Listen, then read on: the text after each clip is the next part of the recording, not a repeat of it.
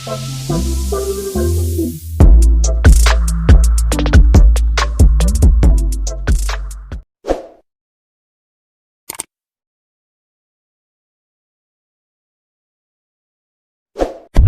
itu bagi obat kepada pesakit. Ini makan sebelum makan, yang ini setelah makan. Kalau kita balik, yang patut dimakan sebelum makan, kita makan setelah makan. Yang patut dimakan setelah makan, kita makan sebelum makan. Apa akan jadi? Tak ada kesan kepada obat itu pasal tak ikut apa arahan dokter. Sama juga dengan zikir.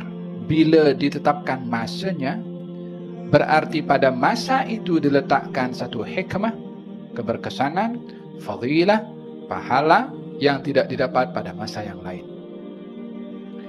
Kalau dibaca juga pada masa yang lain, silakan saja mendapat fadilah zikir am, tapi tidak mendapatkan fadilah khas yang diletakkan oleh Allah kalau dibaca zikir tersebut pada waktu yang ditentukan oleh syarak. Ya, ini zikir khas di waktu pagi dan di waktu petang. Kenapa ditetapkan secara khusus pagi dan petang? Disebabkan oleh kerana rahasia zikir yang dibaca di waktu pagi dan petang tidak akan didapat bila dibaca selain pada waktu pagi dan juga petang. Oleh sebab itu disebutkan secara khusus pagi atau petang. Yang kedua adalah pagi dan petang ini adalah waktu yang paling barakah di antara waktu yang ada di dalam satu hari. Disebabkan pagi adalah permulaan hari, petang penghujung hari.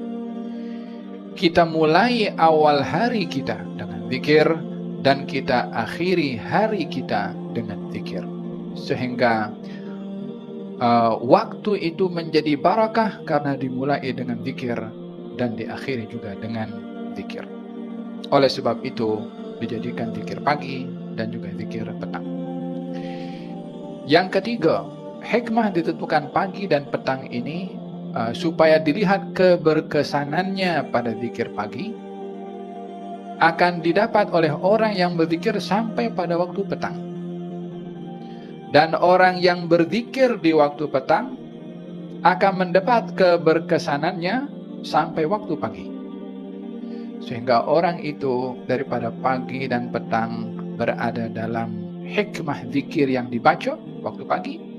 Bila berzikir di waktu petang, ia berada dalam hikmah zikir di waktu petang sampai pagi. 24 jam dia berada dalam keadaan hikmahnya zikir. Mana ada orang yang lebih bahagia daripada orang itu? Mana ada orang lebih tenang daripada orang seperti itu? Ala bi dzikrillahi tatma'innul qulub alladzina amanu wa tatma'innu qulubuhum bi dzikrillah. Ala bi dzikrillahi tatma'innul qulub.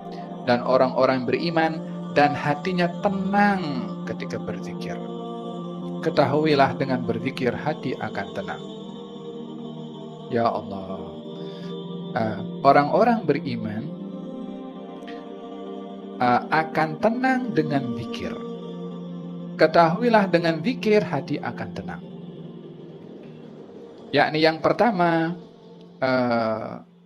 diberitahukan oleh Allah Subhanahu wa taala bahwasanya orang ketika berzikir hendaklah mencari ketenangan pada zikir. Bila tidak didapat ketenangan pada zikir, berarti hati orang itu problem. Apa sebabnya? Sebab ala bi dzikrillahi tatma'innul qulub. Zikir itu akan menyebabkan hati tenang. Jadi kalau ada zikir yang tak menenangkan hati, bukan zikirnya, tapi hati orang. Ada something wrong pada hati orang itu karena tidak mendapatkan ketenangan pada zikir.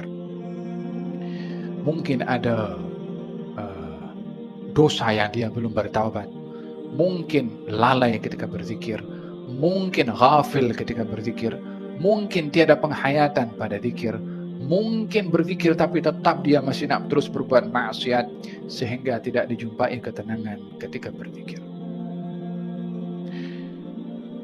Alladzina amanu wa tatma'innu qulubuhum bi dzikrillah, ala bi dzikrillah tatma'innul qulub. Dengan berzikir kepada Allah hati akan tenang. Walaupun pandemik, walaupun PKP. Walaupun berpanjang sampai ujung jud, walaupun berpanjang sampai ujung jud. Macam mana anak-anak tak sekolah nih? Ya, anak saya pun tak sekolah juga. Tak buat macam mana? La ilaha illallah. Ala bidzikrillah tatma'innul qulub. Dengan berzikir kepada Allah, hati akan tenang. Carilah ketenangan pada zikir. Kalau tidak jumpa, terus berusaha. Pasti akan jumpa. Karena yang menjanjikan ketenangan adalah Allah Subhanahu wa taala yang suruh kita berzikir.